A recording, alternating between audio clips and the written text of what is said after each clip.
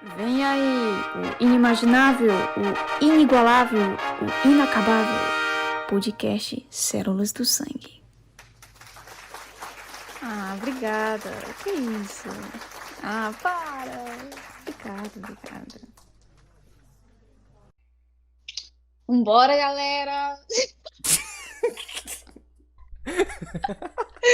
Ô, R2, parou. Bora, sério mesmo. Tá bom. Então bora. Bom dia, galera, tudo bom? Hoje a gente vai fazer um podcast rapidinho. Quer dizer, rapidinho não, depende do nosso tempo, A né? gente não sabe também. É É o primeiro mais um teste. podcast sobre células do sangue. É o nosso primeiro podcast, a gente só tá dando um teste.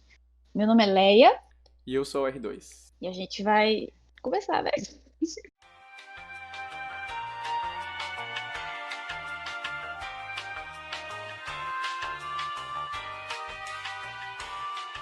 Pois é, gente, a gente vai fazer.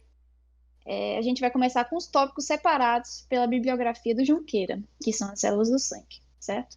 Então a gente começa dando uma breve introdução sobre o sangue e a sua configuração. Bom, o sangue, ele é um fluido corporal que ele percorre a extensão do nosso corpo. Ele fica no compartimento fechado, o aparelho circulatório, e ele tem um movimento regular e unidirecional. E esse fluxo unidirecional, ele é delimitado pelo coração. Ele pulsa com uma forma de circulação pelas artérias. Geralmente, o volume total do sangue que uma pessoa saudável tem é 7% do peso corporal. Então, se você tem por volta dos 70 a 80 quilos, 75 a 80 quilos, você vai ter cerca de 5 litros e meio a 6 litros e meio de sangue no seu corpo. E essa quantidade imensa de sangue, ela é importante para tudo. Para transporte de oxigênio, transporte de CO2, para transporte de nutrientes, de hormônios, mensageiros químicos, distribuição de calor, estimular o equilíbrio osmótico e entre outras coisas. Mas, Leia, a gente tem que lembrar do que o sangue é feito. Então, a gente tem que saber que o sangue ele é composto por plasma, que é meio que a parte líquida do sangue, e pelos glóbulos sanguíneos. Os glóbulos sanguíneos, eles são compostos de eritrócitos, que a gente fala mais, o nome hemácias, né? Mas é a mesma coisa. Tem as plaquetas e tem os leucócitos, que também são chamados de glóbulos brancos. E aí, tem uma característica importante do sangue, que é que ele é heterogêneo. E como é que a gente pode fazer um teste disso? Através do hematócrito. O hematócrito, ele é como se fosse o processo de sedimentação do sangue, onde ele vai separar ele realmente por camadas para a gente conseguir ver a olho nu. E aí, depois dessa centrifugação e tudo mais, a gente vai ter um tubozinho, e onde a gente vai poder ver a primeira camada. A primeira camada vai ser do plasma, né, que é a parte realmente líquida, que é translúcida, e ele tem meio que um aspectozinho amarelinho. Aí, logo abaixo dele, vai ter uma camada bem fininha, que é um pouco cinza, que ela representa os leucócitos. Só que tem um detalhe importante. Junto com os leucócitos, a gente também tem o quê? As plaquetas. Só que não dá pra ver a olho nu, é meio que indetectável. E logo abaixo disso tudo, que é a terceira camada, nós temos as hemácias, que é realmente a parte vermelha e a maior parte. Vendo esses dias um TikTok de uma biomédica que ela estava falando sobre uma experiência que ela teve trabalhando no laboratório, em que ela recebeu uma amostra de urina que continha muito sangue, a urina completamente vermelha. E aí ela mostrou o processo que ela faz para poder separar o sangue da urina. Ela centrifuga ele a mais de uma vez, mais de duas, o tanto que precisar. E aí depois, no tubo que ela mostra pra gente, a gente consegue ver a divisão certinha. O sangue fica embaixo, que seria a parte sólida, e em cima fica a urina mesmo, que deve se misturar com plasma em alguma coisa assim, sabe? É interessante. Eu vi, ficou incrível esse TikTok, na minha opinião. Ficou muito bom. Dá até pra Ela entender depois um pouco do dia a explicou dia, como né? ela meio que faz o teste antes de centrifugar e depois de centrifugar. E aí Sim. ela mostra o que detectaram naquela urina, né? Muito massa. Nesse TikTok, ela também mostra uma parte do microscópio, em que ela vê várias células lá, e ela também fala do plasma. Ah, a gente tá falando do plasma agora, né? Ótimo, beleza. Bom, gente, o plasma ele tem várias funções. A gente pensa que o plasma é simplesmente uma coisa que está lá para dar um aspecto líquido para o sangue, mas não. Ele transporta nutrientes e ele transporta substâncias maldosas que elas são removidas do sangue pelos órgãos de excreção. Ele é uma solução aquosa com componentes de pequeno e de elevado peso molecular. E esses componentes, eles correspondem a 10% do seu volume, que no caso, 7% são proteínas plasmáticas, sais orgânicos são 0,9%, e o restante são aminoácidos, vitaminas, hormônios, glicose. Dessas proteínas a gente tem que destacar algumas, tipo as albuminas, que elas também são sintetizadas no fígado. Elas servem para regular a pressão osmótica. E se o nosso organismo ele tiver essa deficiência dela, ele pode causar edema generalizado. E no caso, para quem não sabe, o edema ele é um acúmulo anormal de líquido nos tecidos. Aí, além dela, tem uma coisa que eu não sabia que tinha no plasma. Adivinha, Leia? Deus, as gama-globulinas. Caraca, tu acertou mesmo. Eu pensava que tu ia cair na pegadinha de ser as porque- protombinas. Quando eu li sobre, eu vi a configuração alfa e beta e as Ah, sim. gama-globulinas. E aí eu fiquei, ué, alfa, beta e gama-globulinas? Na verdade, eu me Mas, impressionei porque as gamoglobulinas eu não conhecia por esse nome. Eu conhecia realmente por imunoglobulinas, que é a mesma coisa. E elas são o quê? Os anticorpos que estão presentes no nosso sangue. E eu não fazia a mínima ideia de que estava presente no plasma, e sim, eu pensava que estava presente no eritrócito. Então acho que foi uma coisa que mais me proporcionou, assim, uma novidade.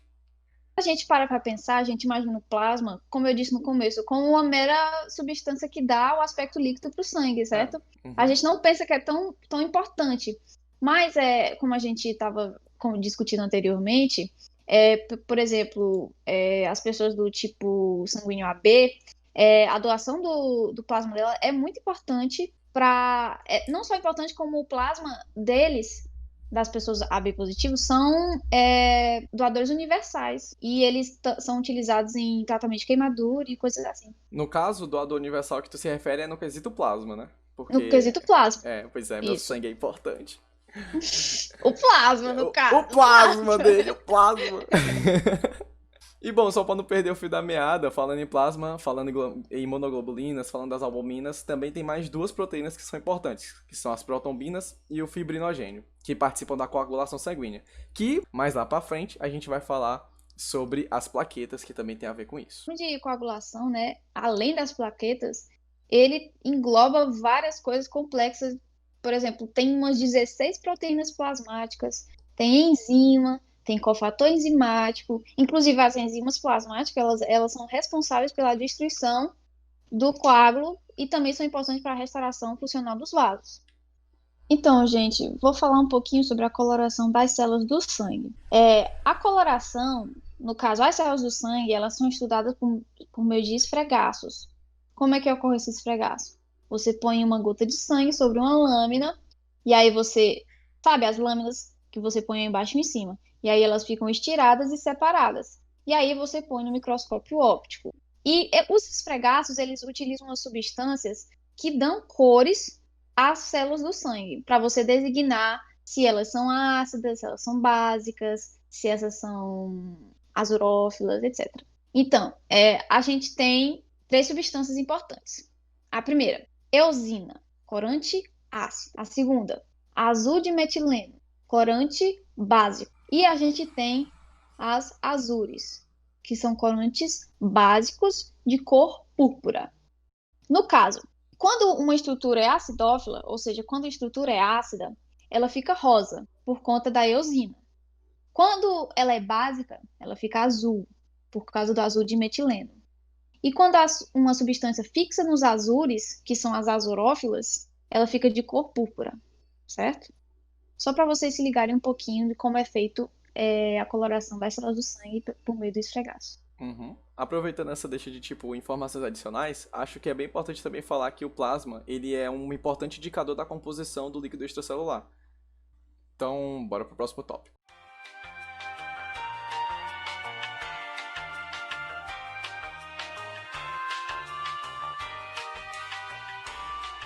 E bom, já que a gente já explicou um pouco sobre o plasma, a gente já falou sobre o primeiro composto, né, do sangue, agora a gente vai falar o quê? Sobre os glóbulos sanguíneos. E o primeiro dos glóbulos sanguíneos que a gente tem que falar é os eritrócitos, que popularmente a gente conhece mais como hemácias. E qual é a principal função deles? É o transporte. E bom, vamos falar características principais. Eles são anucleados, isso é uma coisa importante, e eles têm formato bicôncavo. E o que esse formato bicôncavo ele também é importante? Porque ele dá mais superfície de contato, para que ele possa ter esse transporte mais ativo. Além disso, eles são flexíveis, eles são acidófilos, ou seja, como a Marcelinha falou, eles se coram com o quê? Com a eosina. O tempo médio de vida dos eritrócitos é de 120 dias, sendo que quando eles passam esse tempo médio, eles são digeridos no baço. As hemácias, elas são produzidas na medula.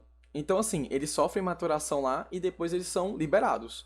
Só que, quando nós temos um eritrócito com núcleo, isso significa que a maturação lá na medula óssea não aconteceu. Essa maturação ficou ruim. Então, a gente pode ter um quadro de anemia, que já já a gente vai falar mais. E nós também temos outro caso dos eritrócitos, que é quando eles são imaturos, que também é uma parte de ter um erro nessa maturação. E no caso desses eritrócitos imaturos, a gente vai falar que eles são reticulócitos. Outra característica muito importante dos eritrócitos é que eles são ricos em hemoglobina. E para quem não lembra aí, hemoglobina é uma proteína quaternária que ela é conjugada com ferro. E essa hemoglobina ela é responsável pelo quê? Pelo transporte tanto do oxigênio como do CO2.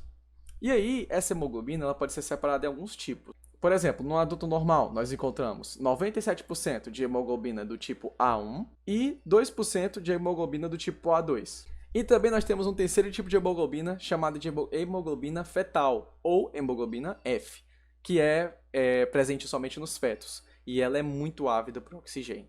E, além disso, esses tipos de hemoglobina, nós temos também algumas características com relação ao seu ligante. Um exemplo, quando nós temos a hemoglobina junto com o O2, nós temos então uma oxihemoglobina. Quando nós temos uma hemoglobina com o CO2, nós temos uma carbaminohemoglobina. Já quando nós temos uma hemoglobina com monóxido de carbono, nós temos uma carbohemoglobina ou carboxihemoglobina. E isso pode causar um grande perigo para a pessoa, porque essa ligação ela é de alta afinidade. A hemoglobina ela tem 200 vezes mais afinidade pelo monóxido de carbono do que pelo oxigênio. Então, por isso que fumaças e queimadas elas fazem muito mal para a saúde, porque elas podem causar essa ligação, que querendo ou não é muito perigosa para o nosso organismo. Bom, e um dado importante é a concentração dos eritrócitos no sangue. Por exemplo, nas mulheres, vai de 4 a 5,4 milhões por milímetro cúbico, enquanto que no homem vai de 4,6 a 6 milhões por milímetro cúbico. Bom, falando um pouco agora sobre as anormalidades, né?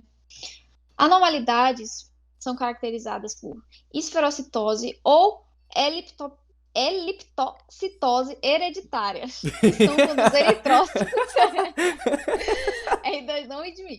que são quando os eritrócitos são deformados. Bom, a gente chama de esferocitose hereditária quando um grupo de doenças das hemácias, que geralmente são geneticamente transmitidas, são caracterizadas por hemácias esféricas e muito vulneráveis à ação dos macrófagos, causando anemia e outros distúrbios. A esferocitose ela é consequência dos defeitos nas proteínas do citoesqueleto dos eritrócitos, que eles não possibilitam a manutenção da forma bicôncava. E, como a gente vai ver mais para frente, a forma da molécula ela é muito importante. A remoção cirúrgica do baço ela melhora os sintomas da esferocitose hereditária, porque o baço, como o R2 já disse, ele contém grande quantidade de macrófagos e é o principal órgão em que as hemácias são normalmente destruídas. Falando um pouco agora sobre a anemia. A anemia ela é caracterizada pela baixa concentração de hemoglobina no sangue ou presença de hemoglobina não funcional ou poucos eritrócitos, que gera uma pouca oxigenação, entendeu? Porém, o número dos eritrócitos ele pode ser normal, mas cada um deles contém pouca hemoglobina. Caso os eritrócitos sejam normal, eles se coram mal. Como eu já havia falado anteriormente, a coloração é dada pela eosina, pelo azul de metileno, pelo azures. E por isso, esse tipo de anemia é denominada hipocrômica. Bom, existem 4 coisas que podem causar a anemia: hemorragia, produção insuficiente de eritrócitos pela medula óssea, produção de eritrócitos com pouca hemoglobina e destruição acelerada dos eritrócitos. Cada uma dessas condições pode ter causas variadas. E por esse motivo, muitas vezes as anemias elas são manifestações de outras doenças. A identificação das causas da anemia exige toda a análise do histórico e dos sintomas do paciente, porque dependendo do que ele sente, pode ter uma causa diferente. Também precisa de exame físico, teste laboratorial com um hemograma completo, contagem de reticulócitos e análise do esfregaço do sangue periférico. Na análise do esfregaço, que foi o que eu já expliquei anteriormente, o tamanho, a forma, a coloração e as inclusões dos eritrócitos, que geralmente contêm fragmentos de RNA, DNA, hemoglobina, desnaturado ou ferro, eles são relevantes, ou seja, todas as composições lá, elas são relevantes. Já que a gente já falou tudo dos eritrócitos, agora a gente tem que passar para o próximo elemento dos glóbulos sanguíneos, que são os leucócitos, que são responsáveis pela parte da defesa do nosso organismo.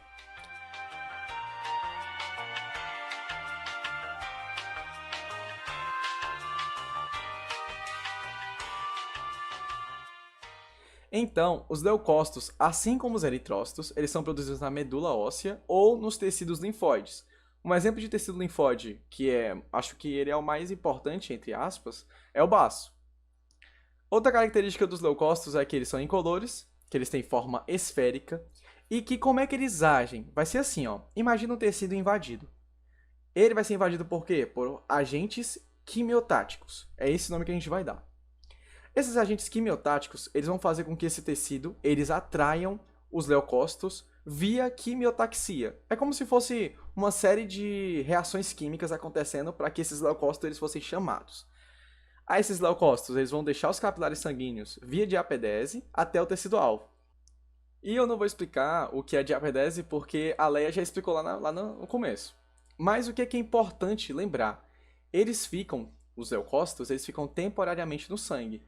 Então, eles só usam realmente o sangue como se fosse uma via para chegar onde eles querem. Ou seja, é como se fosse realmente uma rua que eles vão percorrer até chegar lá. Bom, a concentração normal de leucócitos em um adulto saudável, né, é de 4.500 a 11.500 por milímetro cúbico. E nós temos aqui alguns nomezinhos importantes. Exemplo, quando a gente tem um aumento no número de leucócitos, a gente chama isso de leucocitose. Já quando a gente tem uma diminuição no número de leucócitos, a gente chama de leucopenia. Olha, por que é tão importante a gente entender a contagem dos leucócitos? Porque se nós detectarmos que tem uma contagem diferente dos padrões, isso pode indicar uma gama de doenças. E, além disso, a análise morfológica, que já já vocês vão entender que existem vários tipos de leucócitos, tá? E aí vocês vão entender que a análise também morfológica desses leucócitos é algo determinante em muitos diagnósticos. E bom, já que eu citei o que é os tipos de leucócitos, só para destacar, os tipos de leucócitos são os granulócitos e os agranulócitos. Bom, os granulócitos, eles têm um núcleo irregular, eles eles têm grânulos específicos, grânulos azurófilos, que são como lisossomos. E eles têm 3 tipos: neutrófilos, eosinófilos e basófilos. São os 3 tipos de granulócitos, certo? Começando pelos neutrófilos. Eles são células arredondadas, formadas por 2 a 5 lóbulos ligados. Geralmente são 3 lóbulos, tá? E eles são ligados por pontos de cromatina. Eles são a primeira linha de defesa do organismo. Quando a gente tem um aumento de neutrófilos, a gente chama esse aumento de neutrofilia. Caso um diagnóstico dê uma neutrofilia, significa que há uma infecção bacteriana. Quando a gente tem uma diminuição de neutrófilos, a gente chama essa diminuição de neutropenia. Quando o diagnóstico dá uma neutropenia, significa que pode haver uma infecção viral e fármacos. O próximo são os eosinófilos, esse nome da peste.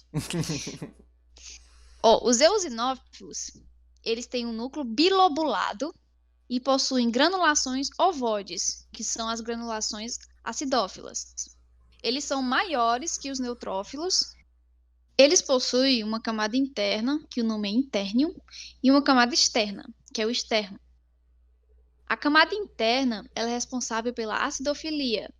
A acidofilia é onde tem a presença da arginina, que é uma proteína.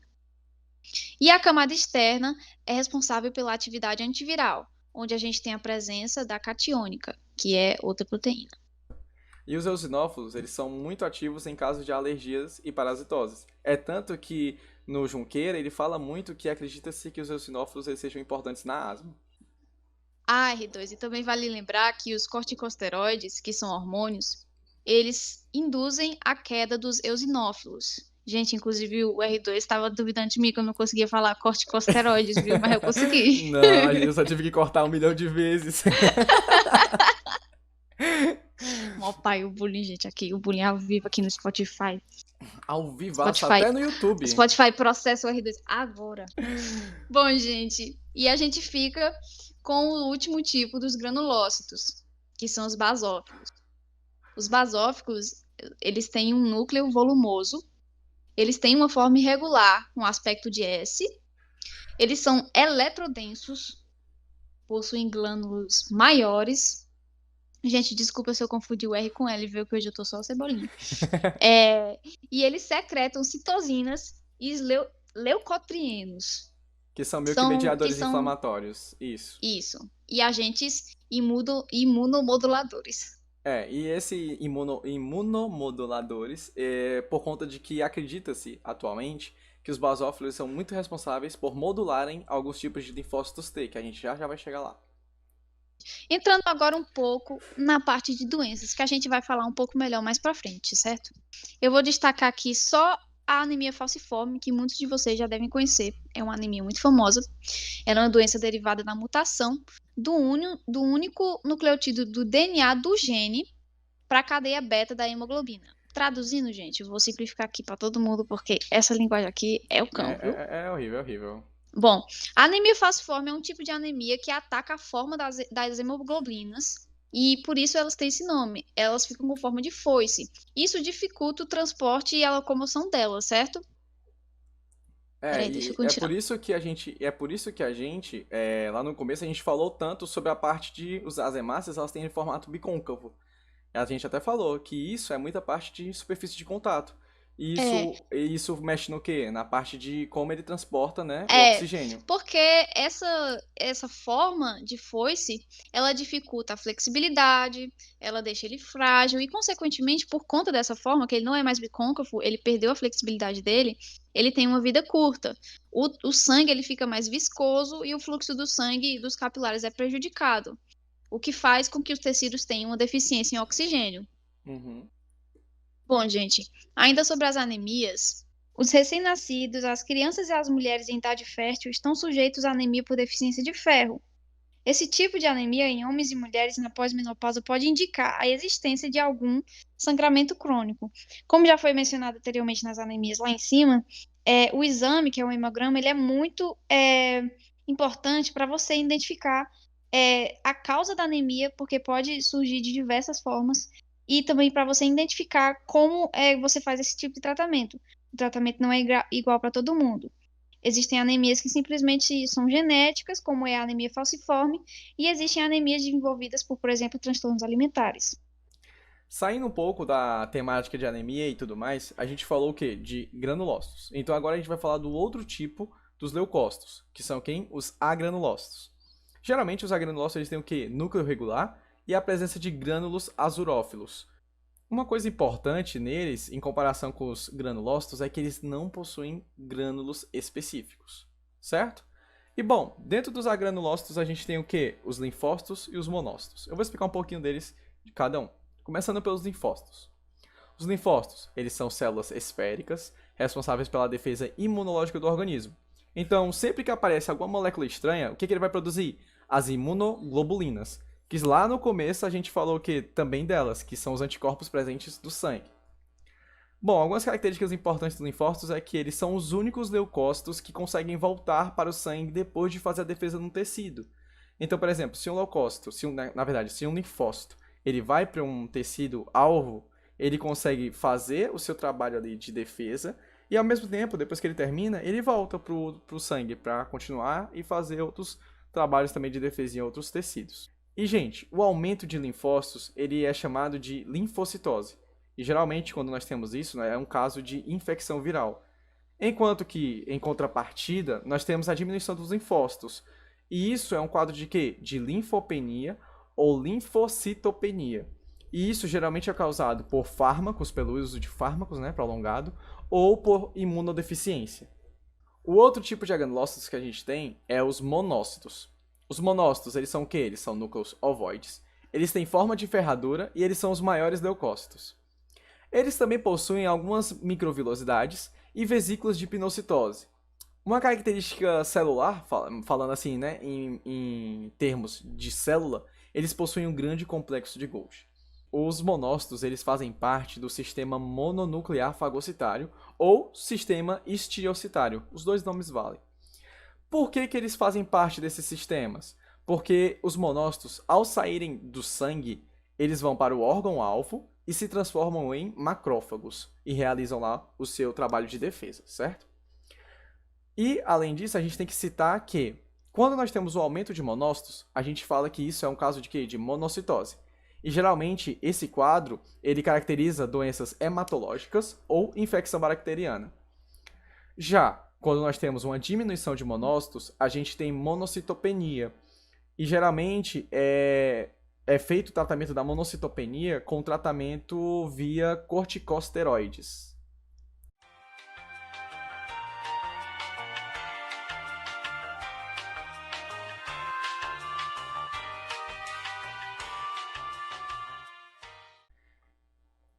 E para finalizar, a gente vai falar sobre o nosso terceiro elemento, que são as plaquetas, que são responsáveis pela coagulação do sangue. As plaquetas são anucleadas e elas possuem um formato de disco. Elas têm uma parte transparente, que é o hialômero, que possui grânulos corados, que o nome é cromômero. Elas liberam serotonina, que estimula a contração do músculo liso. Como eu disse, elas são responsáveis pela coagulação e também reparo das paredes dos vasos sanguíneos, que esse reparo causa menos perda do sangue. Quando se tem uma parede de vaso sanguíneo lesionada, vai ter hemostasia, que promove a coagulação sanguínea. A gente vai falar mais pra frente o que é hemostasia, tá certo? Bom, as plaquetas, elas são responsáveis pela coagulação e reparo das paredes dos vasos sanguíneos, que é quando ocorre menos perda de sangue. Esse reparo é chamado de hemostasia, que a gente vai falar mais pra frente sobre ela, tá? E as plaquetas, elas são derivadas também dos megacariócitos. E os megacariócitos, para quem não sabe, são células poliploides da medula óssea. E a concentração normal de plaquetas em um adulto saudável é de 150 mil a 450 mil por milímetro cúbico. E aí nós temos uma coisa que é muito importante, que é a trombocitemia essencial. Quando é que nós temos esse quadro dessa enfermidade? É quando nós temos a produção descontrolada de plaquetas. Vale lembrar que o tempo de vida das plaquetas é de aproximadamente 10 dias e que o aumento do número de plaquetas, a mais do que a concentração normal, é dada como trombocitose, certo? Que geralmente é uma causa de inflamação ou trauma. E a diminuição de plaquetas é chamada de trombocitopenia, que geralmente é uma causa de fármacos e ou doenças infecciosas como a dengue hemorrágica, no caso. E lembrar também, R2, que o interior da placenta... Vixe? Placenta? Placenta? Eu fiquei pensando, eita, caraca, agora a gente vai. Placenta só no próximo podcast. Tá É bom, mesmo, galera? é mesmo. Fiquem atentos, hein? O interior da plaqueta se comunica livremente com a superfície, Sim. com a sua superfície dela, por conta do sistema canalicular aberto. Ele se comunica com invaginações da membrana plasmática da plaqueta. E na periferia da plaqueta, que é o hialômero, que foi o que eu falei, que é a parte transparente, tem um feixe marginal de microtúbulos. Esse feixe contribui para manter a forma ovoide da plaqueta.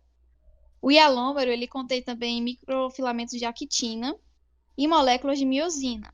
São responsáveis pela formação dos filopódios, que são prolongamentos finos, e pela contração das plaquetas. Esses corpúsculos, eles contêm uma camada situada por fora da membrana, medindo de 15 a 20 nanômetros, que é rica em glicoproteínas e glicosaminoglicanos. Isso, glicosaminoglicanos. Fala aí, R2. Glicosaminoglicanos? Glicosaminoglicanos. Eu acho que engoliu as 3 letras, mas tudo bem. Micanos. Glicosaminoglicanos. Ah, eu falei micanos. E eles são responsáveis, esses Esses o quê? Que são responsáveis? O que que são responsáveis? Glicosaminoglicanos. Eu tô falando micanos ainda, como é mesmo? Glicossaminoglicanos. São responsáveis. Glicosaminoglicanos. Boa. Isso, eles são responsáveis pela adesividade das plaquetas e que pode absorver compostos diversos. Agora sobre a hemostasia, certo? Lembrando que a hemostasia é quando a parede do vaso sanguíneo é lesionada. Aí inicia esse processo de hemostasia que visa impedir a perda do sangue. A perda do sangue chamada, todo mundo sabe, hemorragia. A hemostasia é um fenômeno que envolve a musculatura lisa do vaso lesionado, as plaquetas e divisores fatores do plasma sanguíneo. Olha aí o plasma, gente. O plasma é muito importante. Eles promovem a coagulação do sangue. A contração do músculo liso é estimulada pela serotonina liberada pelas plaquetas. A participação das plaquetas na coagulação do sangue ela é resumida da seguinte forma. Agregação primária. Agregação primária são descontinuidades do endotélio produzidas por lesão vascular, são seguidas pela absorção de proteínas do plasma sobre o colágeno adjacente. As plaquetas também aderem ao colágeno, formando um tampão plaquetário. Aí nós temos a agregação secundária, que as plaquetas desse tampão vão liberar ADP, e isso vai meio que induzir a agregação plaquetária, formando tipo um aumento do número de plaquetas naquele tampão. Bom, depois da agregação secundária, a gente tem a coagulação do sangue. Na coagulação do sangue, o plasma sanguíneo, os vasos lesionados e as plaquetas promovem a interação sequencial das 16 proteínas plasmáticas que eu falei lá em cima. Elas dão origem ao polímero, à fibrina e formam uma rede fibrosa tridimensional. Essa rede é o coágulo. Esse coágulo ele aprisiona os eritrócitos, os leucócitos e as plaquetas. É como se fosse uma prisão mesmo, uma barreira impedindo a hemorragia. Um defeito hereditário que existe na formação de uma das proteínas do plasma resulta numa doença chamada hemofilia, que é uma doença hemorrágica. E depois disso a gente tem a retração do coágulo, que provoca grande saliência no interior do vaso, que vai se contrair graças à ação da actina, miosina e ATP das plaquetas. Após isso a gente tem a remoção do coágulo, que é feito como? A parede do vaso ela vai se restaurar, formando um tecido novo. O coágulo ele vai ser removido pela plasmina. E aí essas enzimas liberadas pelos lisossomos das plaquetas também contribuem para a remoção desse coágulo. E assim termina meio que a coagulação que a plaqueta exerce. E esse é o processo de hemostasia.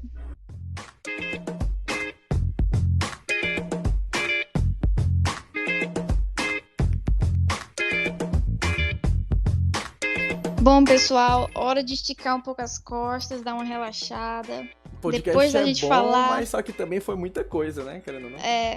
Depois de falar todos esses nomes que nem Jesus, Deus, os profetas maiores, Chandrakanda de Israel conseguem falar, a gente vai agora as curiosidades sobre o sangue, né? O nosso querido, lindo, belíssimo sangue.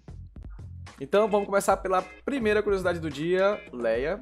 Bom, galera, quando os nossos ancestrais passaram a ser bípedes, ou seja, andar com dois pés deles, e ter uma postura ereta, a distância do coração ao pé aumentou em 50%. Olha aí. Quando eu falei isso pro R2, a gente ficou meio bugado na cabeça. Meu Deus, como é que era isso? Como é que acontecia essa coisa, né? Eis a pergunta, aonde estava o coração? Se você estiver agora no YouTube, bote aí nos comentários qual é a resposta dessa pergunta, que vai ser a pergunta do podcast. Aonde você acha que o coração estava? As melhores perguntas vão ser lidas no próximo podcast. As melhores respostas vão ser lidas no próximo podcast. Eu quero ver. Eu acho que o coração, ele tava no meio da barriga. Eu acho. Além disso, R2, o sangue ele passou a subir 1 metro contra a gravidade. E isso foi só possível com a ajuda dos pulmões. E bom, como a segunda curiosidade do dia foi sobre o AB positivo ser o doador universal de plasma e a gente já ter falado, bora pra terceira curiosidade do dia, Leia. Bom, R2, essa curiosidade eu achei muito engraçada. Porque ela diz que os insetos eles sentem atração por tipos diferentes de sangue. E o sangue que eles mais sentem atração é o sangue tipo O. E tu tava até comentando que tu achava que isso não era verdade porque tu é AB não, e tu tá isso constantemente não é sendo verdade, rodeado. Isso não é verdade, não é, gente. Ó, essa curiosidade foi a Leia que trouxe, certo? Eu acho que não é verídico. Porque eu tenho pessoas na minha casa que é O. E eu sou AB positivo. Eu vivo sendo picado. E a outra pessoa não vive, então tá errado. Eu acho que tá errado. Quarta e última curiosidade do dia, pessoal. Ainda sobre a anemia falciforme. Existe um estudo publicado pela revista Science na década de 1940. Eles descobriram que a doença hereditária, que é a anemia falciforme, que modifica os glóbulos vermelhos, quem tem essa anemia falciforme tem imunidade à malária, porque o parasita plasmódio não consegue percorrer todo o caminho dele até fazer com que a malária seja fatal na pessoa, por conta dos glóbulos vermelhos e por conta do formato dele. Os glóbulos vermelhos impedem que esse caminho seja propício para o parasita plasmódio conseguir infectar a pessoa. E aí, consequentemente, a pessoa vai ser imune à malária.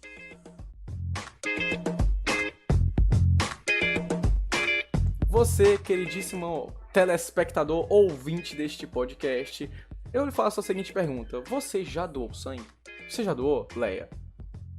Ainda não. Porque Olha, eu sou um cibito. Não tem como doar sendo cibito. É um crime. Mas isso também que a Leia falou é uma coisa muito importante. Por que ela disse que é um cibito? Primeiro, porque ela é muito maguinha. Mas calma, R2, como é que isso tem a ver com a doação de sangue? Pra você que não conhece nada de doação de sangue, você tem que ter uma noção. O seu sangue dá pra salvar até 4 pessoas. 4. Imagina você estar numa sala onde você consegue ajudar 4 pessoas com uma bolsa de sangue que você doa. É muita gente, não é? O benefício de você ter essa chance é porque você pode a qualquer momento salvar essas pessoas. É só você ir a um Hemos e fazer a sua doação de sangue. E o que você precisa para isso? Você só precisa levar a sua identidade. Você também precisa ter mais de 50 quilos, tá bom? E precisa estar bem alimentado, saudável. Você vai passar por uma parte que você vai passar por todos os procedimentos médicos, eles vão ver, vão lhe avaliar e vai saber se você pode ou não pode fazer essa doação. Não custa nada tentar, até porque salvar 4 vidas não é todo dia, não é mesmo? Então assim, faça esse ato, seja um doador de sangue. E olha, Leia tem benefícios, hein? Quem doa sangue tem benefícios. Um deles, sempre que vai doar, ganha um lanchinho de graça 0800. Lanchinho ótimo. Muito bom, viu, gente? Não é aquele lanchinho que o pessoal diz que é porque é público, é ruim. Não, gente, é lanche bom. Lanche bom. Outra coisa também, as pessoas são super, super educadas. Terceiro, você ganha descontos em vestibular. Um exemplo, a UES. A UES, ela dá... quem é doador de sangue assíduo não paga a taxa para fazer o seu vestibular. Então, assim, além disso, tem vários outros benefícios. Mas esse você vai ter que saber quando você for lá fazer a sua doação de sangue.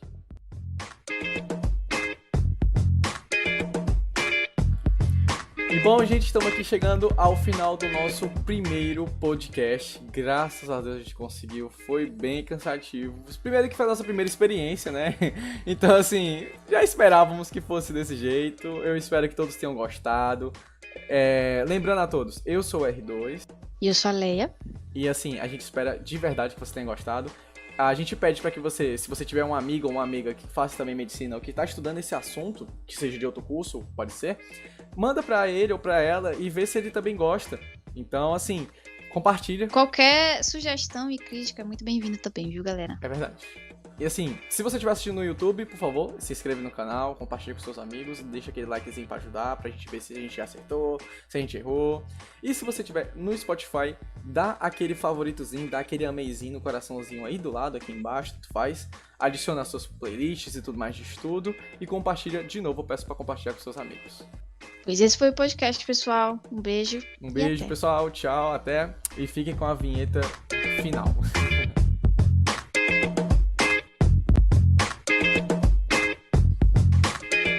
Eu acho que ficou bom. Eu acho que ficou bom. Acho também que ficou bom.